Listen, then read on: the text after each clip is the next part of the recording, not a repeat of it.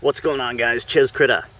So, I'm sitting down watching a Chris Martinson video, and up walks Ronnie, the alcoholic heroin addict. I wish I recorded this conversation because it turned out to be a pretty good conversation. I'm going to try to recreate it for you. So, he walks up and, he's missing a bunch of teeth and scraggly beard and, pretty much in poor health. He walks up and he goes, "You mind if I sit down and drink and smoke a little tobacco?" I'm like, "Oh, go ahead, Ronnie, have a seat." And so he sits there quietly swelling his hooch and smoking a cigarette while I'm watching this video, and he's listening, on the laptop. When it's done, he looks at me and he goes, "Can I ask you something?" Kind of whistling through his teeth. I go, "Sure, Ronnie, what's up?" "Do these people really know what's going on?" And I go, "Well, not really, Ronnie." Everyone's just trying to figure it out. And he starts to tell me a little bit about, the troubles in his life. He goes, "I had $1,000 at the end of the month, and now I have nothing." And I said, "Well, what happened? Did you lose it?" No, I spent it on alcohol mostly." I'm like, "All right." And I said, if that makes you happy, Ronnie, don't let anyone tell you anything else. It's your life. You live it as you wish. Everyone's trying to create a utopia." And he kind of sits for a second and he goes, "What's that word mean?" I said, "Well, utopia is like the perfect society, like the American dream. Everyone owns a house. You wouldn't need police or anything like that because society is perfect." And he goes, "Yeah, I think that some people are just trying to get stuff to have it, and, I don't know if they're really happy." And I said, "Well, that's true, Ronnie. There's a lot of people out there that are striving to achieve goals, and they don't know why, and they live their lives not being happy." And he tells me, he says, "A couple months ago, I had $8,000, and I was thinking about buying a Thunderbird." I'm like, "Oh, that's cool. Have a car." And I'm like, yeah. What'd you end up doing?" I blew it all on heroin and shot it up into my arm." I'm like, "All right, again, are you happy?" And he goes, "I think so. I think I'm happy. This is how God made me, and I'm a heroin addict." And I'm like, "All right, cool, Ronnie. Well, it's been a good conversation. I gotta go." And walking away from this conversation, it got me thinking. Warren did a video on this a while back, a couple weeks ago, and he said that some people live their entire lives not being truly aware, and that's just aware of everything that's going on around them. Some people achieve it very early in life, and some people achieve it in the middle. But what is the value in that? Meaning that everyone is really hard on the quote-unquote sheeple out there, right? Freaking sheeple, rabble. Well, ignorance is bliss to a certain extent. Now, it might catch up with you in the end, because if you're too ignorant, you're not going to see what's coming. But, what's really, truly being aware of your reality? Is that what creates contentness in life? And the idea, this goes back to Bernays, and the idea of manufacturing consent and building the consumer. So you build the consumer, and you trick people basically into thinking that they need or want certain things, a certain lifestyle. And your neighbor, he might drive up in a brand new Mercedes, right? Let's say a really nice one, like $200,000 car. He drives up and he gets out and looks at it and he goes, "Yeah," and it's fast and there's some enjoyment value to it. But is he really doing that for him? Or is he doing it so you look while you're watering your lawn, you go, hey Ted, nice car." And he goes, "Yeah, right? This thing's fast, man. It's awesome." And he walks in his house with a feeling of contentness, not necessarily because he's got this bounty, but because you think that it's nice, and he basically wallows in his own materialism. Again, not to diss on having nice things. I like nice things. I would do that. But how much of that is manufactured consent? How much of that is put into your brain? If one can achieve enlightenment and true happiness in life with what they have, isn't that better than being malcontent, or incontent rather, with the mansion and the fast cars and all this stuff? And it got me thinking to the people at the very, very top Okay, the they people.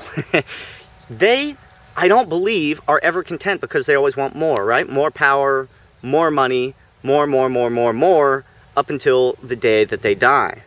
And truly being enlightened and being happy with what you have, you can't put a price on that. You see what I'm saying? Chasing the almighty dollar has become the goal in life, which is unattainable, because the ultimate goal, if that's really what you're concerned in, is having all the money and all the power, and no one is ever going to have that. And that's a lot of the reason for war and all this stuff. I was reading an article that 2 Russian bombers apparently got really close, like within 12 miles of U.S. airspace near Alaska on the 4th of July of all days, right? And a little message there. And, you know, we scrambled some jets and tensions backed off a little bit, you know, but it was a close call. Now, what is the point of all this? Meaning that, do you really think that the average Russian person wants to go to war with the U.S., or that the average U.S. citizen wants to go to war with Russia? No. It's these people on the top.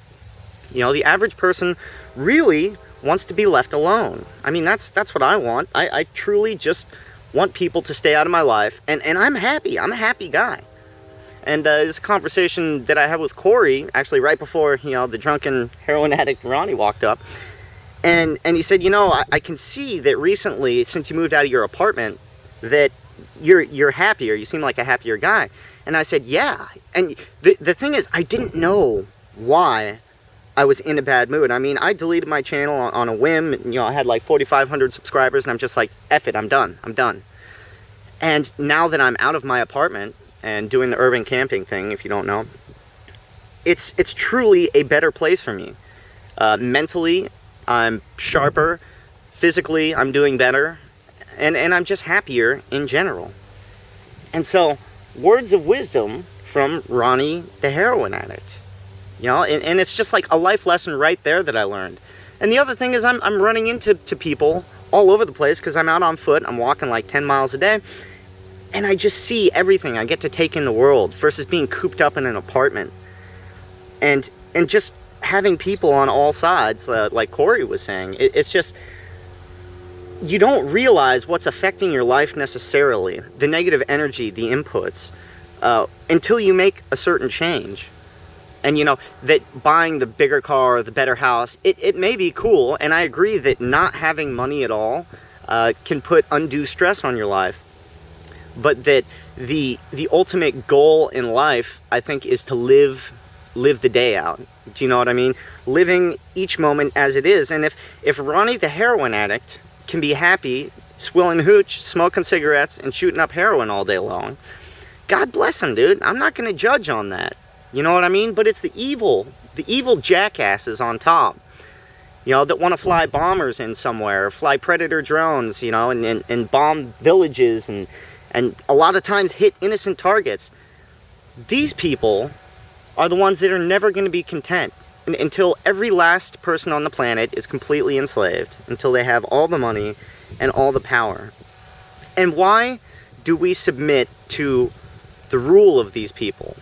Why is that? How is it that Americans let wars be fought on their behalf? Now, I believe that there are just wars. You know what I mean? There are wars where, you know, hey, when there's genocide going on, like, I don't really have a problem with sending some troops over there to stop the evil people doing the genocide. But for the most part, it's war of conquest, wars over resources. And that's going to be World War III.